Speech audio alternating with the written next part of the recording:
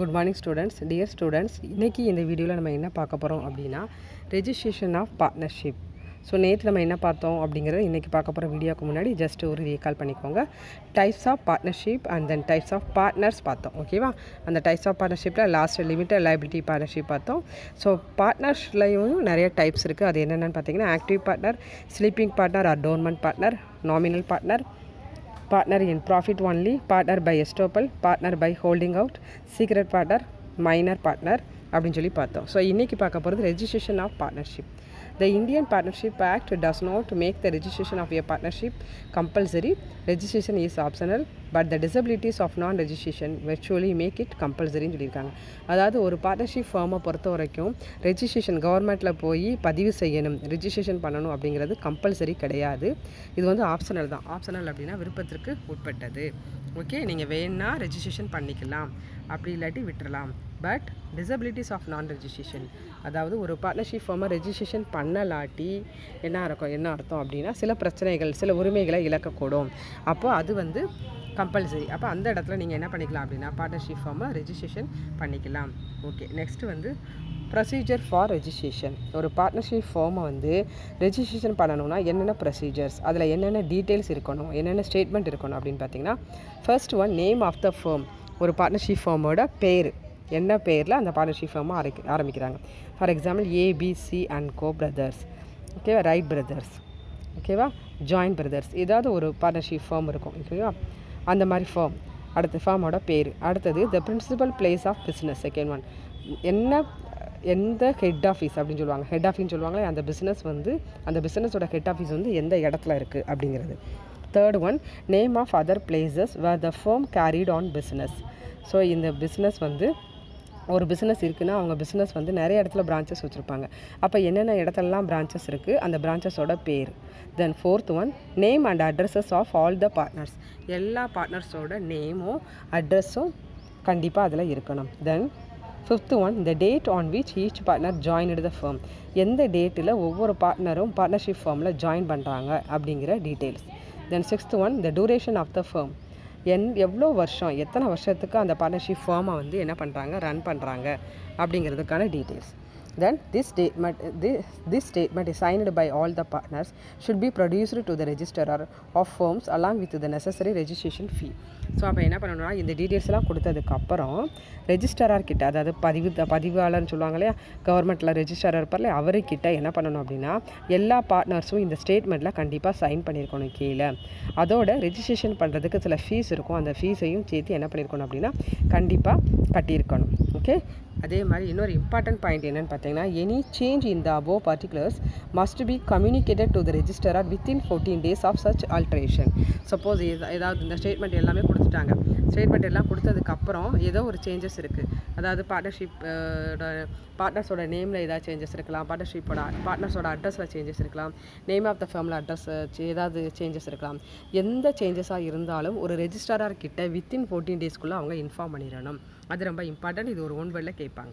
Okay, then next பார்த்தீங்கன்னா drawbacks of non registration of partnership. ஒரு partnership ஃபார்மை registration பண்ணலாட்டி என்னென்ன ட்ராபேக்ஸ் இருக்கும் அப்படின்னு சொல்லி பார்க்க போகிறோம். ஏன்னா பார்ட்னர்ஷிப் ஃபார்மை ரெஜிஸ்ட்ரேஷன் பண்ணணுங்கிறது ஆப்ஷனல் தான். ஓகே, அப்போ ரெஜிஸ்ட்ரேஷன் பண்ணலாட்டி என்னென்ன ட்ராபேக்ஸ்னு பார்த்தீங்கன்னா, first no right to file suit against others. மற்றவங்க மீது என்ன பண்ண முடியாதுன்னா வழக்கு போட முடியாது. ஓகே, பாருங்கள், an unregistered firm cannot file a suit to enforce its claims against third parties in such rights arises out of a contract. For example, no court of action is possible to recover debts from third parties. It has no right even to demand a set off in any suit filed by its creditors. அதாவது நல்லா கவனிச்சுக்கோங்க, ஒரு unregistered partnership firm வந்து மற்றவங்க மேலே கோர்ட்டில் case போட முடியாது. ஃபார் எக்ஸாம்பிள் வந்து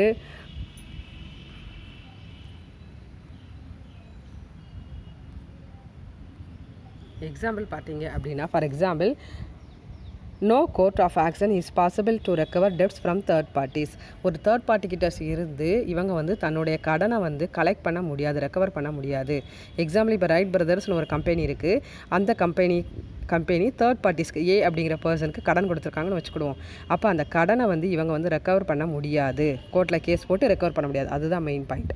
கேட்டால் அவன் கொடுக்கணும், கேட்டும் கொடுக்கலன்னு வச்சுக்கோங்களேன், இவங்க வந்து கோர்ட்டில் போய் கேஸ் வந்து ஃபைல் பண்ண முடியாது. ஏன்னா இவங்களுடைய பார்ட்னர்ஷிப் ஃபார்மை ரெஜிஸ்ட்ரேஷன் பண்ணலை.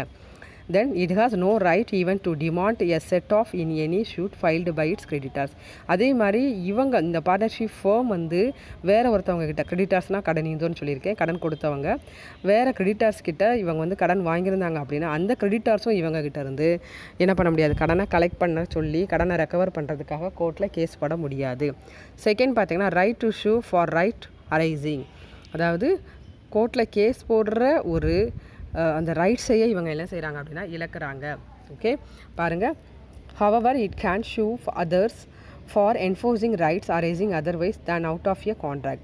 For example, it can bring a suit for wrongful infringement of trademark of patent. So ட்ரேட்மார்க்னால் என்ன, பேட்டன்ட்னா என்ன அப்படிங்கிறதுக்கு நான் ஒரு வீடியோ அனுப்பிவிடுறேன், அதை பார்த்துக்கோங்க.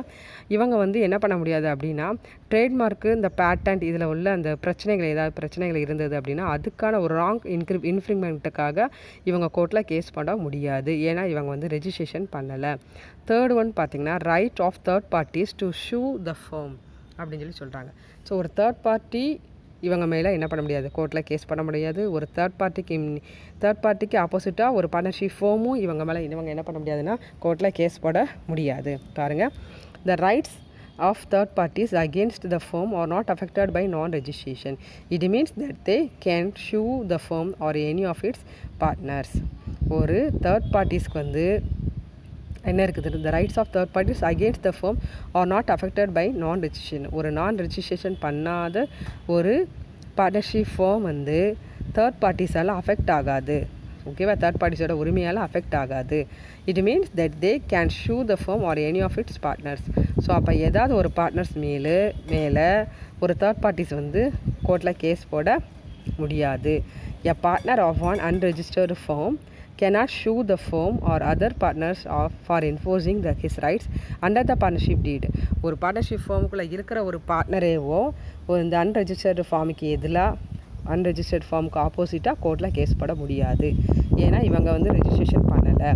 However, his right to sue for the dissolution of the firm or for the accounts of a dissolved firm or for his share in the assets of a dissolved firm is not affected by non-registration. ஆனால் however, his right to sue for the dissolution of the firm, அதாவது ஒரு ஃபார்மை வந்து ஒரு partnership ஃபார்மை dissolution பண்ணாங்கன்னு வச்சுக்கிடுவோம், கலைக்கிறாங்கன்னு வச்சுக்கிடுவோம், அந்த accounts அந்த பார்ட்னர்ஷிப் ஃபார்மில் உள்ள அக்கௌண்ட்ஸையோ இல்லை அந்த பார்ட்னர்ஷிப் ஃபார்மில் உள்ள அசட்டையோ இல்லை ஷேரையோ ப்ராஃபிட்டையோ எனக்கு கொடுங்க அப்படின்னு சொல்லி ஒரு பார்ட்னர் கேட்குறதுக்கும் அதிகாரம் இல்லை, ரைட்ஸ் இல்லை.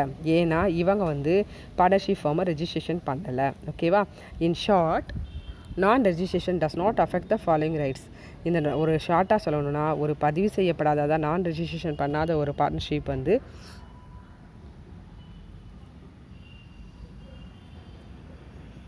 ஒரு நிமிஷம்ப்பா, நான் ரெஜிஸ்ட்ரேஷன் பண்ணப்படாத ஒரு பார்ட்னர்ஷிப் வந்து என்ன செய்யாது, does not affect the following rights. இவங்களுடைய ரைட்ஸை வந்து அஃபெக்ட் ஆகாதுன்னு சொல்கிறாங்க. அது என்னன்னு பார்த்தீங்கன்னா, ஷூட் நாட் எக்ஸீடிங் ₹100 ரூபீஸ்க்கு மேலே இவங்க கோர்ட்டில் கேஸ் பண்ண முடியாது. நெக்ஸ்ட்டு பார்த்தீங்கன்னா, the rights of the firm or partners of a firm having no places of business in India. இந்தியாவில் வந்து எந்த ஒரு இடத்துலையும் இவங்க பார்ட்னர்ஷிப் பிஸ்னஸை வந்து பண்ண முடியாது. Third one, the power of an official assignee or receiver to realise the property of an insolvent partner. ஒரு இன்சால்வெண்ட் பார்ட்னர் இருக்கிறாரு, ஒரு பார்ட்னர்ஷிப் ஃபார்ம் இருக்குது, அந்த பார்ட்னர்ஷிப் ஃபார்மில் ஒருத்தர் இன்சால்வெண்ட் ஆகிட்டார், அதான் நொடிப்பு நிலை அடைஞ்சிட்டார். நொடிப்பு நிலை அப்படின்னா நிறைய கடன் வாங்கி அதை அடைக்க முடியாமல் போயிடுவார். அப்படி ஆகிட்டாருன்னா அவர் சார்பாக ஒரு அசைனியை அப்பாயின்மெண்ட் பண்ணுவாங்க, ஒரு அஃபீஷியல் அசைனியை.